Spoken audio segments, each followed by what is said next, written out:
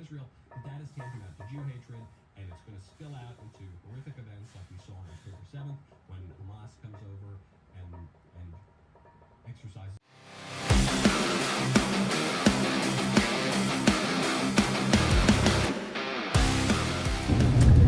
Let's talk training. As some of you know, I am collaborating with a content creator, Shantar, the Lone Star Minotaur, and he's agreed to try my training out for a few months, and I'm really proud of him. So far, he's managed a PR in one of the big 3 lifts every single week since we started training. And if that's not a definition of success, I don't know what is. Now, I'll attribute a lot of that to the methodology he was using before might not have been as effective, and you could be experiencing what we call newbie gains, where just following any kind of a program is going to net you something. So there is that. It could be maybe he's going to hit a plateau and we'll have to do something different. But so far, what I've got him doing is working. And he does like to add some of his own stuff, but we'll talk about that. Now, the questions I saw, there were comments, and they were commenting on his accessory work, which is 5 sets of 10 at 50%. So basically, whatever your training max is, which is generally about 90% of your 1 rep max, you would take 50% of that weight and do 5 sets of 10 as accessory work. This is called boring but big. Because it's boring, but it'll get you big. And, the comments were that doing 5 sets of 10 won't do anything for your 1 rep max, and I would agree with that. He's supposed to be doing that on top of the working sets. So my traditional working sets is undulating periodization and a percentage of your training max. You would do 1 set to failure, and that's where the magic happens, if you will. Well, then for accessories, you would pick something that, works with that, is synergistic. If you're doing bench, maybe it's skull crushers or weighted dips or whatever. In the boring but big program, you're just going to keep benching. You might change your grip up a little bit, or do a slightly different variation, like maybe a Larson press instead of a bench press. That's acceptable. But the idea, the concept, is really for, I hate to use the word novice lifter because he's not a novice, but he does have, we'll say, like, he's relatively new to heavy lifting, and by performing the lifts like this for a period, because we're not going to do this forever, we'll do it for a month or 2, and then we'll do a PR to see what the top end gains are. The idea is to kind of grease the groove. So the best way to get good at doing something is repetition. So it makes sense for somebody who's beginning lifting to get as many reps of whatever he's trying to become proficient in as possible. And that's what I did for my first few years. Now, when I was following the Wendler 531, it was called the Boring But Big program. And basically, you did the 531, and then for accessories, you did 5 sets of 10 and 50%, whatever the lift was. And it could be any lift. It doesn't have to be deadlift, squats, bench. It could be whatever your accessories are. You follow the same undulating periodization. You follow the same progression, the weights you had and the percentages that you use week to week. So that's really all that is we're greasing the groove. And you have to remember, not everybody is trying to be a top-end powerlifter. Some people also want to look good. And in order to look good, you got to get some hypertrophy going. And in order to get some hypertrophy going, you got to do some higher rep stuff, something that really taxes the system. And I don't know, my physique is not godlike by any stretch. I'm not a bodybuilder, and I've never really focused on physique. So whatever I have that's good or bad is mostly genetics and lighting. But you could argue that I have a decent physique, considering what I do for my training program, which is focusing on strength. And really all I ever did to beef up a little bit was just do some higher rep sets at the end of my working sets. I've always been a really simple guy.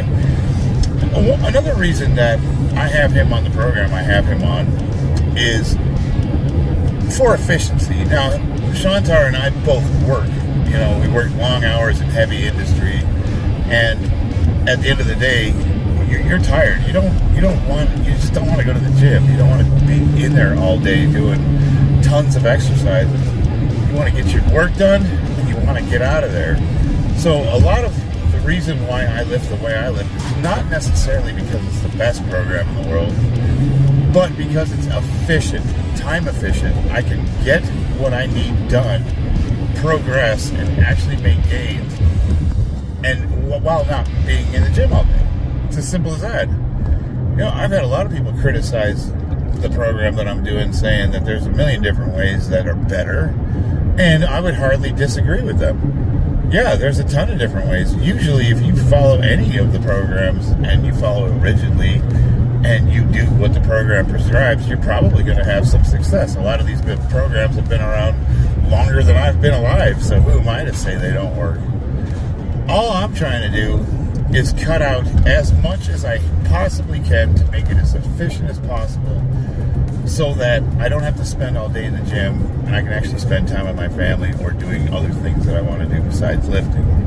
So that's pretty much the whole ethos or philosophy behind what I do, if there is such a thing. On a side note, I do find it really interesting that some of the people in those comments are super nice and respectful to my face, but then they talk about us behind our backs. If you wanted to know why we do something, you can just ask us directly. What is that called? Two-faced? Where you act one way in front of somebody and then different behind their back where they can't see it.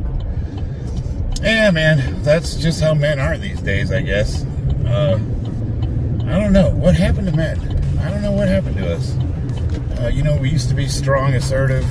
Now we're just a bunch of bitches that talk shit about each other. That's what women do. Women do that. But I digress. Yeah, that's a totally different video. Back to the training methodology. What is it I have Shantar doing? Well, right now he's in what's called the conditioning block. I do similar kind of blocks or periods, just like Westside, just like Wendler, for different phases. If you're getting ready to compete, what you're benching is going to look a lot different than if you just finished the competition.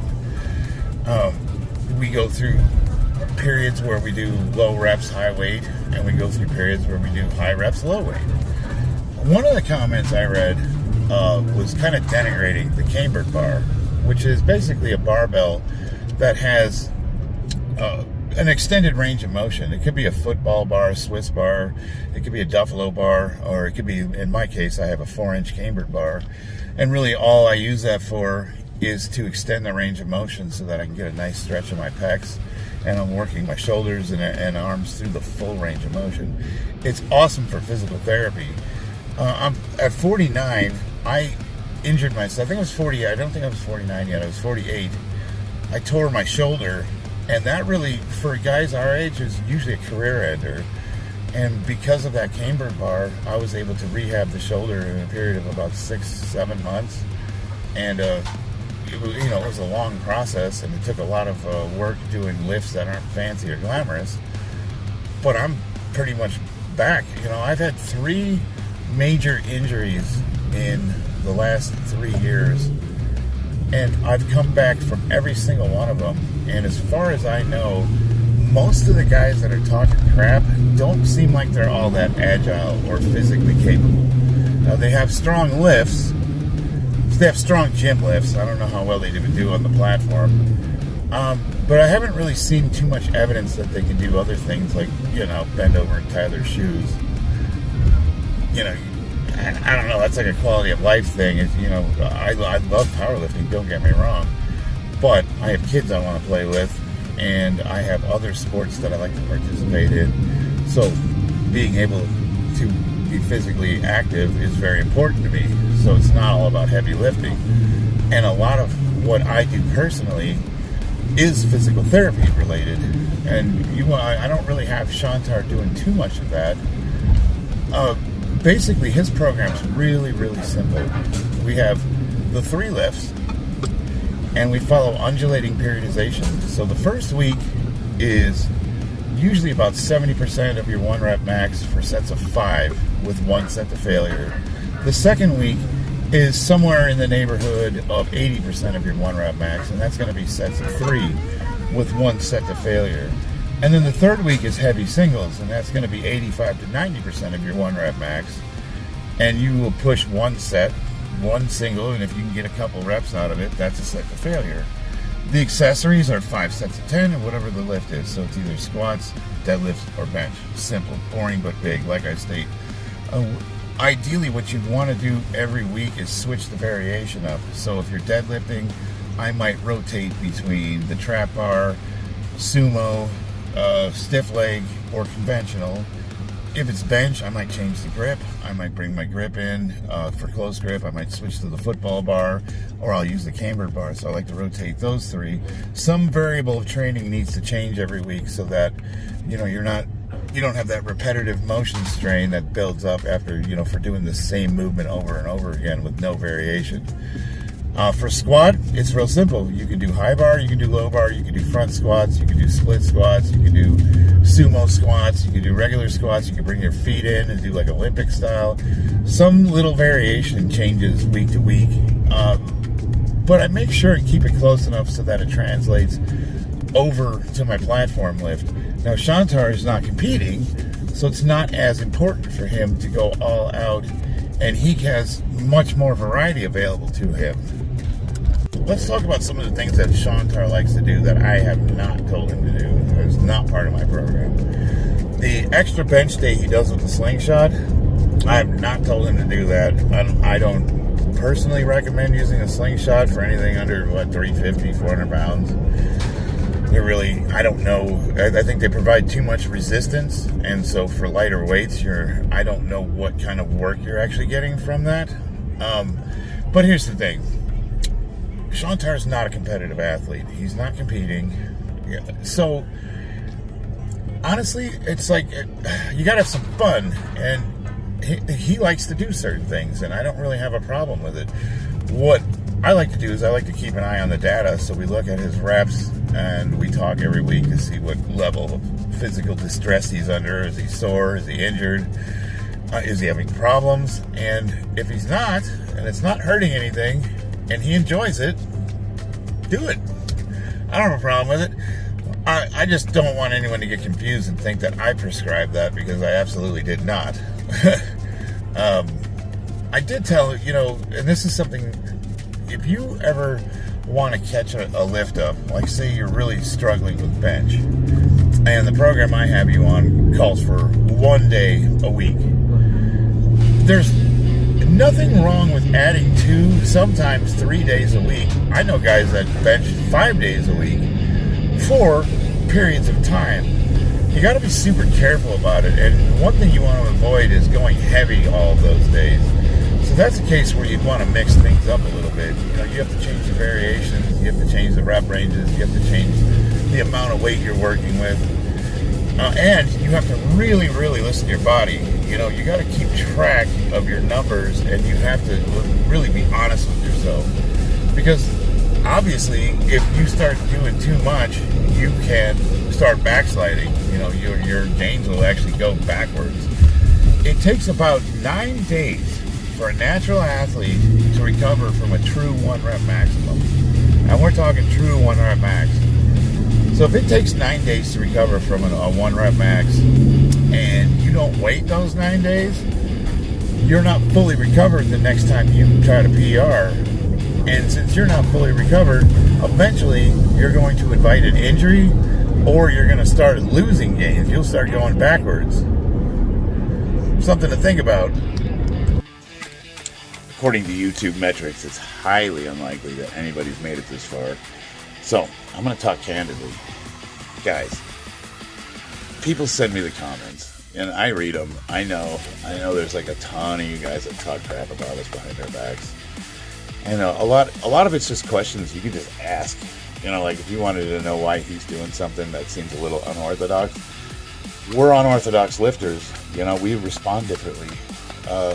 The one thing Shantar and I have in common is we have this obsessive need to ego lift, and it just, sometimes you just got to satisfy that. I mean, the bottom line is it's supposed to be fun. If you're not having fun, what's the point?